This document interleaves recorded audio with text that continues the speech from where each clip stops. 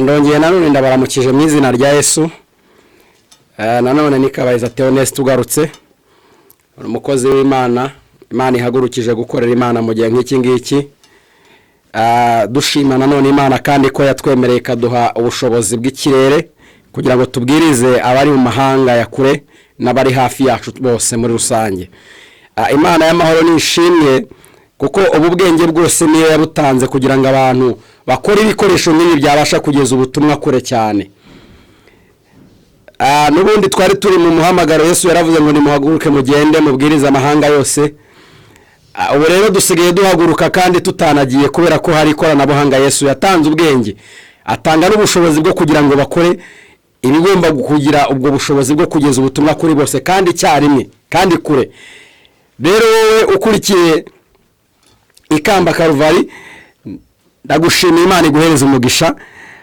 Ngarutse kandi nanone nshaka kugira ngo tuganire ku ijambo ry'Imana, kubera yuko ijambo ry'Imana ni rigari, ni rinini, ni ubuzima, ni imibereho. Ni byiza rero yuko ugira Imana ikuhagurukiriza abantu ku mu bice bitandukanye by'isi kugira ngo bakugezeho ubutumwa bwayo. Ikeneye ko wumva, ikeneye kumenya, ikeneye gusobanukirwa inyuze ku mirongo migari. Imana y'amahoro ihereza umugisha bagiye batekereza ibi byose, nabo Imana yahaye ubwenge bwo kugira ngo ibi babikore. Imana ikomeze kubagura mu izina rya Yesu. Hanyuma uyu mugoroba cyangwa se uyu munsi ndashaka ko tuganira ku ijambo ry'Imana. Hari ibintu ngira ngo dusobanukirwe.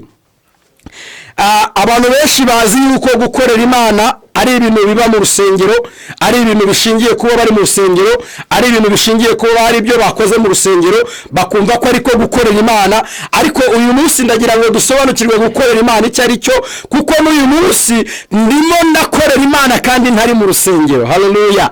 N'uyu munsi insengero zarafunzwe kubera COVID-19, ariko gukorera Imana ntabwo byigeze bifungwa, nta nubwo byahagaritswe. Bahagaritse insengero kugira ngo tudahura tukanduzanya. Of course ni nabyo kandi nibyo, ariko ntabwo bigeze bahagarika gukorera Imana. Rero nagira ngo nkuzanire ijambo rikwigisha cyangwa riguhugurira ko gukorera Imana bidashingiye mu rusengero gusa. Kandi gukorera Imana ntabwo ari amagambo tubwirwa gutyo gusa, ahubwo gukorera Imana ni ibikorwa dukora bikemeza ko turi gukorera Imana. Yesu ashimye cyane kandi Yesu ahabwa icyubahiro. Iyo umukozi wa kampani runaka, witwa umukozi wayo kubera ko wabakoreye ibyo bashaka. Bagupromotinga bitewe n'uko wabakoreye ibijyanye n'ibiri muri strategy zabo z'akazi.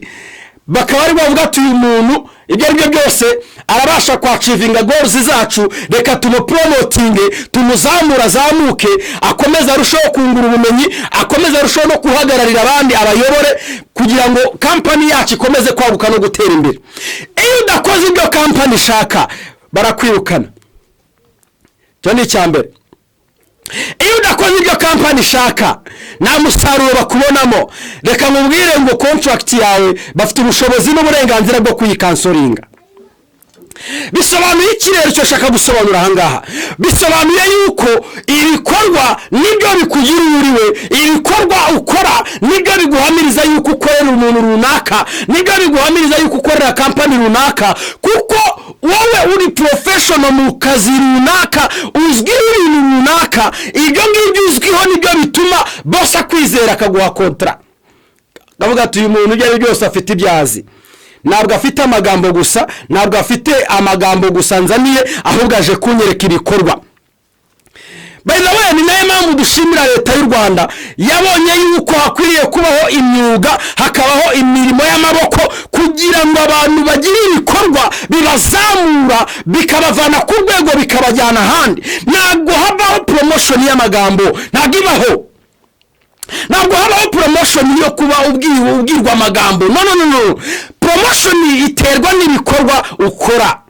gukorera imana rero, bakozi b'imana banteze amatwi, bano b'imana, abana b'imana munteze amatwi, gukorera imana ntabwo ari amagambo, ahubwo gukorera imana ni ibikorwa dukora bikatwemeza ko turi gukorera imana. Mungu asifiwe sana, Yesu nahabwa icyubahiro, Imana y'amahoro nishimwe, haleluya. Gukorera imana ntabwo ari amagambo, icyo ni icyambere, ahubwo ni ibikorwa. Icya kabiri tuza gushingiraho, gukorera imana ntabwo bishingiye mu rusengero. Bwana asifiwe sana. Gukorera imana ntabwo bishingiye mu rusengero. Mu rusengero nta nubwo tuhahurira tuje gukorera imana. Mu rusengero tuhahurira buri muntu azanye amashimwe y'iby'Imana yamukoreye, twese tuje kuramya Imana, twese tuje kwishima kubw'ibyo iba yarakoze mu buzima bwacu. Ariko gukorera imana bishingiye hanze y'inzu y'Imana, hanze y'urusengero niho gukorera imana gushingiye. Imana ishimwe cyane.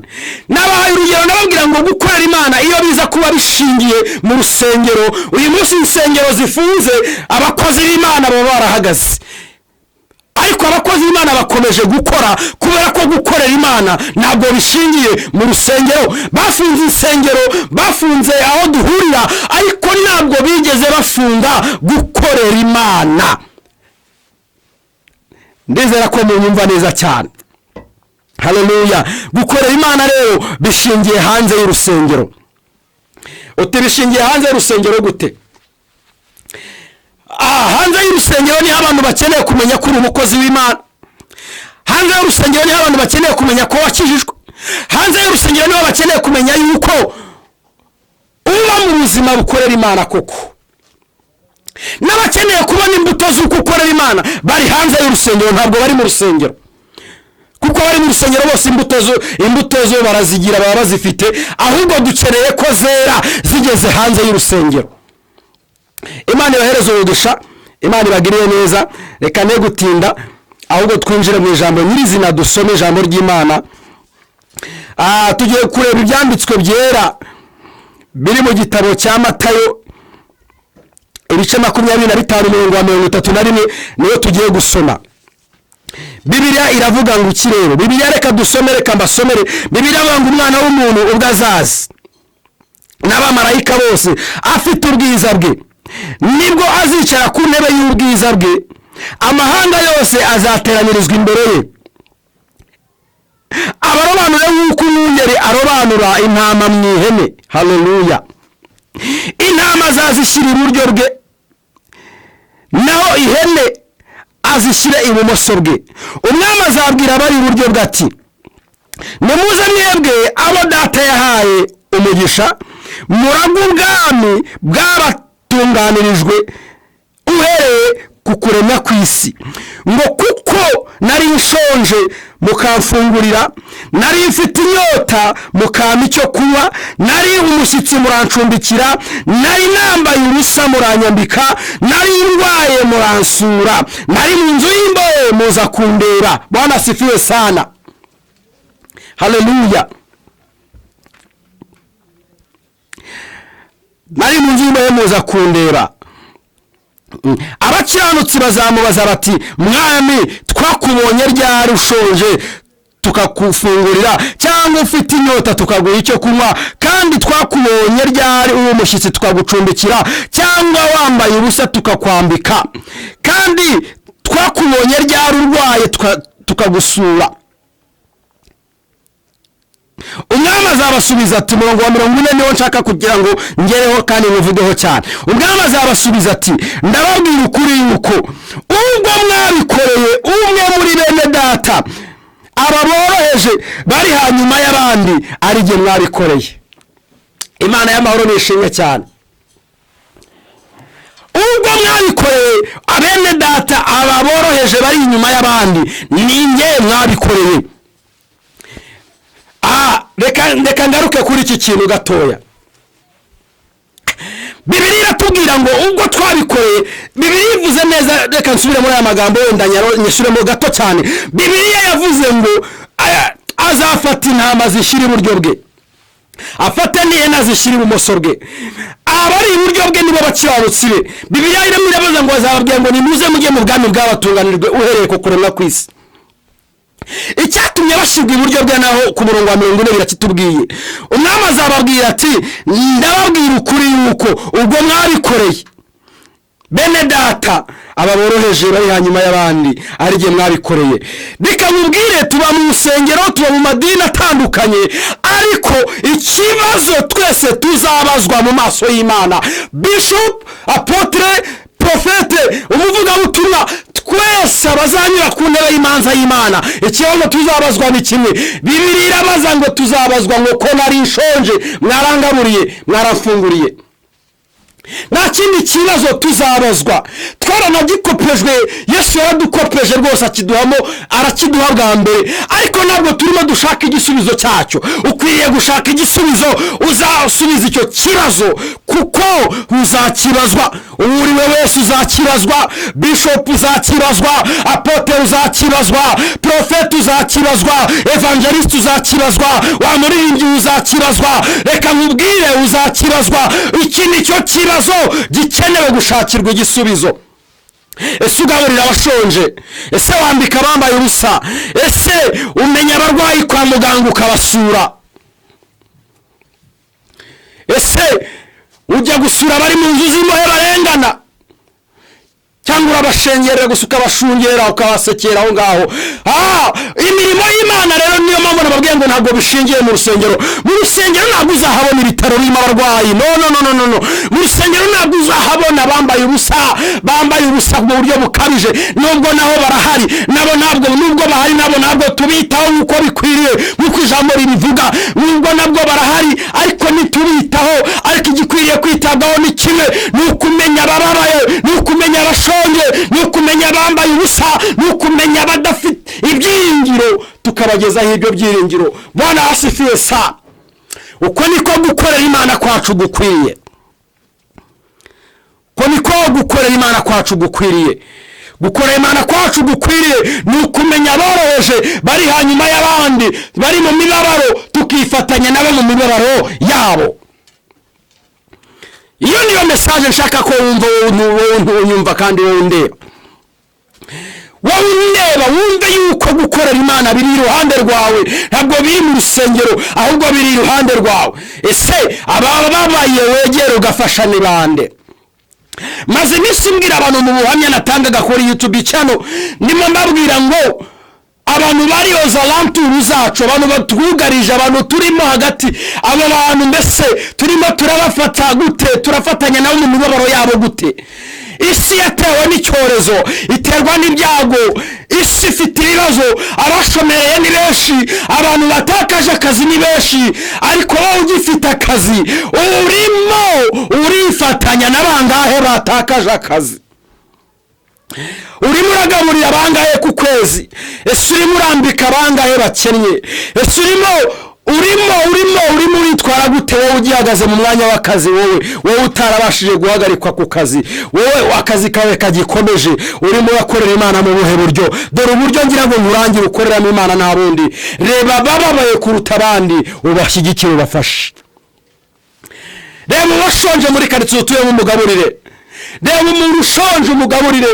Reba uwambaye ubusa ufate mu makote wambaye umwambike, ufate mu myambaro wambaye umwambike. Reba bari kwa muganga babuze ubwishyu, abadafite mitiweli ubagurire mitiweli, abadafite ubwishyu bishyurire, abaheze kwa muganga kubera ubwishyu bishyurire. Haleluya. Uko niko gukorera Imana gukwiriye. Numara gukora iyo mirimo uze mu rusengero uzamurira iganzura n'Imana, uvuge ngo Mana ndi umumaro mu gihe nk'iki ngiki, uvuge ngo Mana wangiriye neza kuko wamaye ubushobozi bwo kwegera abababaye. Imana nta kizayiruza kukugirira neza kandi n'ubugingo urabubikiwe. Bibiliya yagusobanuye ku murongo wa 40 yuko mwebwe abazabari iburyo bw'Imana bitwihe intama muzajya mu bwami mwateganyijwe kuva isi kiremwa. Haleluya. Bibiliya none nkomeje gusoma, wenda ntago mfite umwanya wo gusoma byinshi. Bibiliya avuga ngo naba abandi bari ibumoso bwe zahene ngo zizamubaza ngo mwami twakubonye ryari?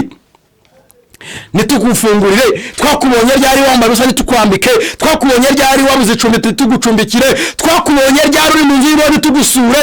bazamubwira ngo twakubonye ryari. umva Yesu azabasubira ikibazo kimwe, azababwira ngo ubwo mutabikoreye ba bandi boroheje hanyuma y'abandi. haleluya. ngo nanjye ntabwo mwabinkoreye, ngo kubw'ibyo nimumanuke mugende mwirimbukiro. reka nkubwire mwene data, irembo ry'ijuru urufunguzo rwaryo ni rumwe, ni ugufasha abababaye. niyo misiyo ya Yesu, niryo jambo Yesu yatwigishije, nicyo kizamini yaduhaye aranadukopeza kugira ngo tugikome, tugishakire igisubizo cyacu. murakoze cyane. Imana y'amahoro nibagiriye neza. ariko wowe uri mu Burayi, wowe uri ku mugabane wa Aziya, wowe uri ku mugabane wa Amerika, wowe uri ku mugabane wa Afurika, wowe uri ku bice bitandukanye by'isi, menya yuko gukorera Imana atari amagambo, ahubwo gukorera Imana ari ibikorwa. menya yuko gukorera Imana bidashingiye mu rusengero, kuko nubwo insengero zafunzwe turacyakorera Imana. menya yuko gukorera Imana bidashingiye ku mirimo dukorera mu rusengero. ntabwo bishingiye mu gusirimba tukabirigira mu rusengero, tugasimbagurika tukavunagura intebe. ntabwo ari ko gukorera Imana, ahubwo gukorera Imana ni ugukora ibyo Imana ishaka ko dukora. ni ukorera Imana tuyegera, tukegera abantu bayo bababaye, tukegera abashonje, tukegera abarwayi, tukabafasha mu buzima bwabo bubabaje, tukifatanya nabo mu mibabaro yabo. Imana y'amahoro ibagirire neza. Imana y'amahoro ibahereza umugisha. uwo ni wo mwanzuro mu buzima ufatika wo gukorera Imana. nimwegera Imana, mukorera Imana muri ubwo buryo. ndakubwiza ukuri neza yuko nukorera Imana muri ubwo buryo uzabona umugisha, kuko birambye ikiganza gitanga kiri hejuru y'icyakira. uzabona umugisha kuko uzaba uri gutanga. iyo utanga wowe wakira byinshi kugira ngo ujye ubona ibyo ukomeza gutanga. niryo banga ryo kugera ku butunzi bukomeye, ni ukurambura ikiganza ugatanga. ni ukurambura ikiganza ku by'Imana yaguhaye ugatanga. haleluya, haleluya. Imana y'amahoro ibagirire neza. Imana y'amahoro ibahe umugisha. mureke dukomeze twizere Imana kandi tuyikoreye mu kuri no mu mwuka. uko niko kuyikorera kwacu gukwiriye. nimugire amahoro ya Nyagasani, nimugire amahoro y'Imana. ubuntu bw'Imana bukomeze bubane namwe. umwuka w'Imana akomeze kubayobora. imbaraga z'isumba byose zikomeze zibashyigikire muri iyo nzira yo gukorera Imana kwanyu kandi gukwiriye. Yesu abagirire neza. murakoze cyane.